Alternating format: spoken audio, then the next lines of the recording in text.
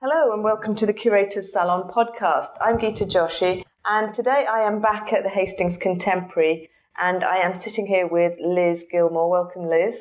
Thank you. The Hastings Contemporary starts off 2020 with a series of new exhibitions, the dominant one being Anne Ryan. I've been really looking forward to this exhibition. It's called Earthly Delites. Why don't you tell us more about this exhibition? The exhibition came about through conversation with Anne and partly sparked by a residence she did in Rome.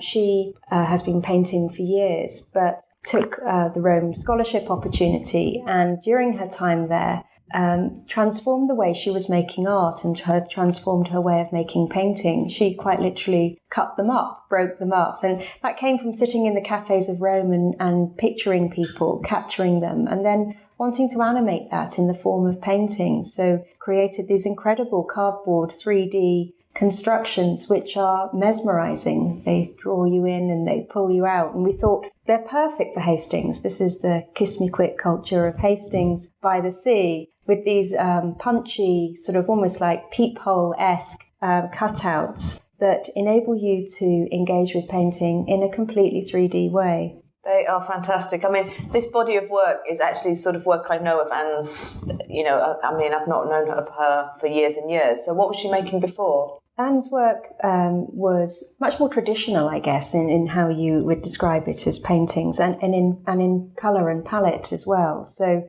I think what was transformational about this was the joy of life that you experience when you view the work, and it's ever moving. This sort of your eyes are constantly moving between these figures that are. It creates the moment sort of movement captured right in front of your eyes. You're sort of drawn into figures that on one side seem quite detailed and figurative, and many on the other are much more abstracted. But it's much more complicated than that, however easy it looks, because they're layer upon layer of cardboard and very vibrant in colour. So the exhibition is called Earthly Delights, and I know Anne's work actually has a strong reference to art history. Can we talk a bit more about that? Absolutely. Anne was, always has been, sort of has a very rigorous approach to her art, has great depth in art history. And in fact, the title of the exhibition is from one of Bosch's paintings, The Garden of Earthly Delights. But actually in composition, and I think when you look at her work, you're what brought to mind is those sort of the Bacchus series of Poussin's work, or those the frivolity and gay kind of jubilance of figures and gesture and bodies captured. So it's a real celebration that way of these wonderful figures that really do look like they may have stepped out of a painting a couple of 100 years ago. And yet at the same time, you might walk down the road in Hastings and see the very same scene in the local nightclub. and so she has a very contemporary take on some of those historic subject matters and the way that bodies are captured in art. Yeah, they're really observational. Like, you do have to slow down to look at actually the detail, because each time you kind of look at the work, you don't necessarily see the same thing again as you're moving around it. There's a real movement and dynamism to those whole pieces. There are clusters of work, and whether you are a child with the viewing point of a sort of a 7-year-old, or you're in a wheelchair, or you're 6 feet tall and looking down on it, I think that the diversity of your view in looking at these pieces is what makes it exciting. It makes you want to duck and dive and look around and look for things that you probably shouldn't be looking at, or you're not sure whether you're meant to be looking at. So they're very playful as well. And I know she works on several of them at a time as well, which I think is a really, interesting part of her process, because that just keeps it all playful and, sort of not worrying about running out of materials, running out of ideas, or, the process in the studio is just so freeing as well. And I think that is also reflected in some of the movement in the figures. Yes, I think it captures history. It has its roots in history, and yet it's not bound by it. And I think clearly that her time in Rome was catalytic for Anne in freeing her up, in feeling like she could break all the rules of art history, and in painting, and that shines through. And what we have is a completely innovative style of painting that completely transforms the visit experience. It's playful, and yet there's huge gravitas to it. You can feel the weight of history, but in a very free way. One of the things Anne said when we were talking to her earlier was when people see her art often, they say, I could do that. And I think that's such an interesting idea because it does look so fun to actually make. What are your thoughts on that? I think that's quite common. I remember standing in a room of Cy Tomley's artwork and hearing a group of people looking at that and thinking, I could do that. It made me smile to hear Anne's response, well, why don't you? And I think there's a couple of things there, but primarily her when things look easy, they often aren't. And the ease to us of looking at something is probably a great compliment to the artist, that they've managed to create something that appears so effortless and yet has had such depth. And I think, in a way, much of contemporary art could be. Many people may say the same thing, but of course, people should, if they want to have a go, they should. So there's another element, which is we really hope that it will inspire people to make their own artwork and respond to Anne's. Yeah, she's very much an advocate of people trying out creative, expressive ideas and playing with the material herself. So the main gallery downstairs is all Anne's work, and actually, I just wanted to talk about the layout of that as well. It's quite interesting because the artworks are all set on quite high tables, and I love that because I just felt like the tables were much more, let's say, democratic than something like a plinth, which is just all about elevating the status of the object that then gets placed on it. So this kind of took away that element, but, Anne referred to it as like wandering through a garden. Mm-hmm. And I thought that was also, quite true, because you were seeing it in very, you had to move around the room, and there wasn't an obvious way to navigate that room. You weren't being circulated in a particular direction. And I think just that freedom of movement around the space, around the table, seeing the artworks grouped together, giving them each other context, was also just a really interesting way of displaying it. Did she arrange? Was that all her idea, or is she working with you guys? We thought long and hard about how the artwork would be displayed, and the outcome was Anne's solution. So you're absolutely right. When one's looking at presenting quite modestly scaled figures, you think, well, should we put this high on a plinth or low down on the floor? Because these are figures, and get people to engage at a low level. For a while, we were thinking about low-level plinths, and Anne came up with the idea, in many ways, I think, inspired by her own studio. It looks like the bare wood of a studio table. They're actually quite elegant, and they look quite flimsy. They're very light. They're natural colour, so we chose not to paint them. We varnished them, and they're very smooth.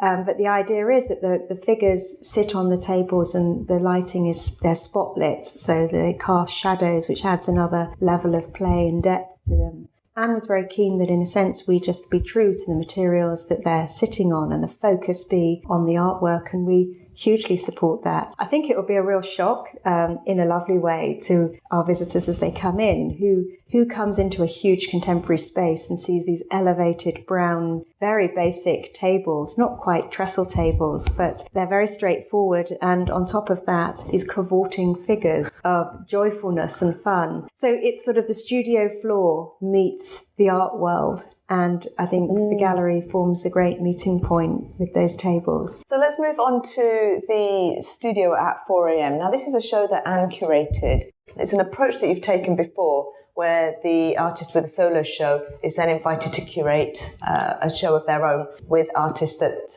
whose work that they want to put together. How did this one all come about? We select all our artists like Anne because we believe in them, we think they're great artists, we want to show them. But we're also aware that we have our own network and we wanted to expand that. We're committed at Hastings Contemporary to really supporting talent development and extending our networks. We asked Anne to curate a group show of artists that she was inspired by or she felt should be deserving of giving a platform for their artwork. And some of those artists we knew well and others we didn't. And what's brilliant about this is that it brings something of Anne and her understanding of art and her influences and what excites her to the gallery. What it also brings is a very different dynamic to the curatorship, which we're very excited about, in the same way that those tables bring a sense of the studio to the gallery. What people are going to walk into is the most dynamic, living studio experience coming up into the studio at 4 a.m. This is the moment, that artistic moment of what goes on at what might be at 4 a.m. in the morning, and the fusion of creativity and those moments of genius and those moments of desperation. And Everything is laid out. So it's an incredible array. What it's brought for the first time is a really eclectic mix of media, whether it be ceramic or tapestry, but it's all about painting. And for Anne, this is a painting show that you see in the studio at 4 a.m. So we're really excited because we've got sculpture, we've got collage, we've got traditional oil painting, and you visitors go around the experience and it'd be hard to decide whether are you in a gallery, are you in a studio, and yet they're beautifully laid out and playfully presented as well. It's a really exciting experience. So Anne chose this title, The Studio at 4 a.m, because it's a nod to the Palace at 4 a.m, the Giacometti sculpture, which, like a lot of Giacometti sculptures, is a slim wooden one, and kind of it flattens out as you move around it, and it's really interesting parallel to her own work. As you move around it, the work can flatten and expand as you go with it. Absolutely. I think Ryan has lots of influences, historic influences, but Giacometti was one, and this little sculpture made in 1932 was exactly inspired both her own art, but also the idea of the exhibition title for the group show. She selected 8 people. She selected them for their passion and sense of joy in their work. There are lots of items for the intensely focused creative state of mind. She's described it as being about flow, autopilot, a stream of consciousness, being in the zone. It's being in that creative zone. It's a metaphorical 4 a.m., but it certainly probably is one of those moments that many of us, whether it's as an artist or any kind of creative work that you do, I often find I have my own best thinking time at 4 a.m, although I'm exhausted the next day. But it is that moment where you're in the flow, you're in the vibe, and anything feels possible at that time. That is the experience up here. Which I love that, because that's that time, you're so in it, you actually lose a sense of time, and whatever you're doing is also quite effortless as well, isn't it? Yeah. I found that. And I think a lot of artists actually spend a lot of time chasing that state, that state of flow, or that creative zone.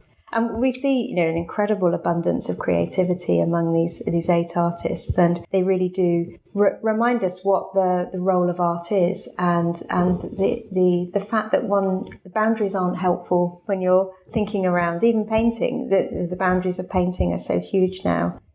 For example, one of the artists, Freya Guest, who studied at Wimbledon and Terps Art School, but she's put together a group of work that challenges what we consider to be the boundaries of a painting. So they're quite literally particularly shaped canvas, or they're actually on board, painted board, which reflect the shape of them actually reflects what the subject is depicting. So there's a kind of palette of or a pot of brushes and the brushes stick out. And she describes herself as being a bit like Dr. Frankenstein. She said, "When I paint in the dark, digging up bodies, I crudely sew the limbs together, working tirelessly and desperately to bring something to life."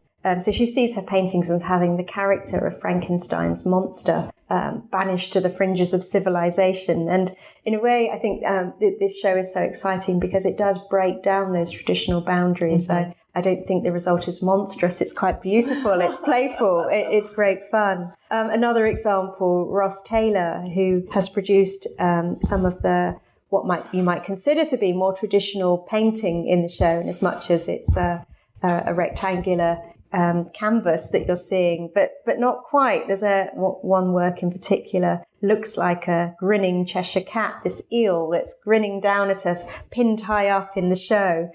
So there's some lovely moments that really bring challenge, that play with what we expect when we come to an exhibition of this nature. Well, I really love the studio at 4 a.m. as an exhibition, bringing together these great artists. And, many of them I hadn't come across before. So it's really interesting to see their work in that context, and to see that Anne has chosen those artists and their work, to sit alongside her solo show. But there is a third exhibition, the Age of Turmoil, also on at the gallery at the same time. And this continues the theme of painting through the gallery, because obviously this is one of the strong focuses for the Hastings Contemporary. So the Age of Turmoil, let's talk about that. Yes, so we have 3 modern British artists, Edward Burrough, who was based locally in Rye, Stanley Spencer and Graham Sutherland, and all of the works were made between the 1930s and 1950s, so they depict life in Britain at such a turbulent time. Obviously, we chose the show because of the sort of the parallels in discomfort, fear of the unknown. This was such a turbulent time in in history, and I'm sure looking back at today now, we would say the same things. We'll have the same reflections, but they're not necessarily the explicit images of war-torn Britain. They're almost the remnants. That's the undercurrent of what was going on. So it's a sort of it captures the pulse of life at that time, which of course was in turmoil and anxiety filled. This is a really interesting, it's not a huge show, but it is such a really interesting show. And I think it sits in great context with the work upstairs for Anne Ryan and then the other artists there as well. How did this show come about? Because I know, obviously, as a Kunsthalle, you don't have your own collection, so it's always about borrowing and putting artwork together. Yes, it came about as Hastings Contemporary. We want to continue to show historic art. So whilst our name might suggest that you're only going to see contemporary art, we were set up and had a collection of modern British art. And we've cultivated an appetite for people love to come and see modern British. I think we saw the opportunity in working with some new collectors, one of whom is Danny Katz, who has the most incredible collection of works that has an astonishing eye, and the opportunity to show work of incredible quality that has had little opportunity in a public gallery before was too good to miss. We wanted also to think about artists that were dealing with some of the issues that are sort of parallel to the issues today, but also that might have a local resonance. And so Edward Burrough is someone who is much loved in the area because he lived in nearby Rye. As a child, he suffered very severe rheumatoid arthritis and so couldn't paint with traditional oil paints. And although he was able to capture the impact of war, he wasn't enlisted because he wouldn't have been able to. And so his scenes of Rye, there's a wonderful work called The Country Road, which belongs to Danny Katz, that I'm sure is a scene in a road just leading outside of Rye, Military Road, but it has elements of that road, certainly. And it just shows the desolation of England and the sort of the very angsty way, spiky way the bushes are captured, really conveys the impact of what must have been going on in a wider way, as observed through the eyes of Edward Burrough. We also have incredible works by Graham Sutherland, who we hugely admire as an artist. We have Thornhead and some religious works, but also very beautiful Welsh landscape with a country lane that people may not have seen before, which are very sort of inspired by romantic painting at the time, has that sort of Samuel Palmer feel to it.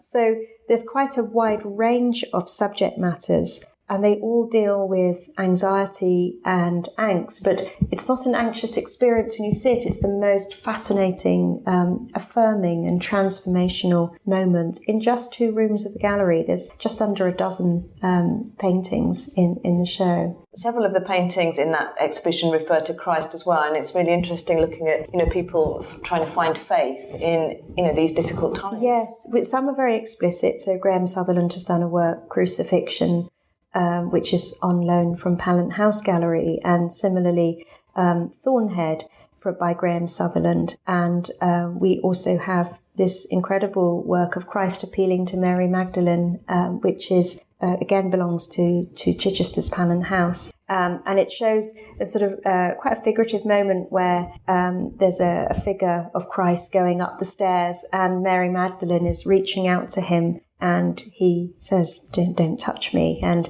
there's this wonderful sort of beautiful, quite small scale work. But the combination of subject matter, whether it's explicitly religious or not, having those in combination in the room is incredible to have them. With a number of exhibitions then all sitting side by side, running concurrently, how does that fit into the Kunsthalle model? The big transformation with Hastings Contemporary was having this art everywhere experience and creating relationships between the exhibitions. And on the one hand, you might think, these are such diverse shows. You've entered the joyfulness of human existence and its underbelly with Anne Ryan. Depending which way you go through the gallery, and there isn't a set route, you may walk through Age of Turmoil, where you really are feeling the pervading mood of the time. And yet going upstairs into the studio at 4 a.m., you're really thinking about, moments of bliss, also moments of anxiety, moments of where that creative flow happens. It's like a journey through the whole human subconscious and the range of feelings and experiences one can have, whether it's what you see on the street with Anne Ryan, whether it's what's going on in the bigger world and worldview, or whether it's what's going on in people's head. I think there's something for everything that captures human existence. We pull it all together. We have aspects of the exhibitions in the public areas as well. So the sort of boundaries between gallery and public space, they're all one big public space now, to have a fully immersive experience. I thought that, the gallery is looking amazing at the moment. This exhibition is fantastic. And, I did also, I think I mentioned this already, but sort of move through the space and actually have an experience sort of going through. And then sort of I ended with the Age of Turmoil exhibition. And I just felt like that was quite grounding, after the Anne Ryan and at the studio at 4 a.m. They were just so, like inspiring and elevating, and you really wanted to kind of return and look at the work again and look at it from different angles. And then, for me, coming down into the third exhibition was, it just like really gave it a historical context as well. So I thought it was wonderful. The Hastings Contemporary is open Tuesday to Sunday, and the show runs till the 29th of March. You can follow the gallery on Instagram at Art on Sea, and you can follow me on Instagram at the Geeta Joshi, or visit the website at thecuratorssalon.com, and I'll add links into the show notes for all of those things. And finally, if you've enjoyed this episode, I'd hugely appreciate if you could subscribe, rate, and leave a review, because it really does help us get found by more listeners. Liz, thank you so much for being my guest. It's always a pleasure to talk to you. Likewise, thank you so much for being here.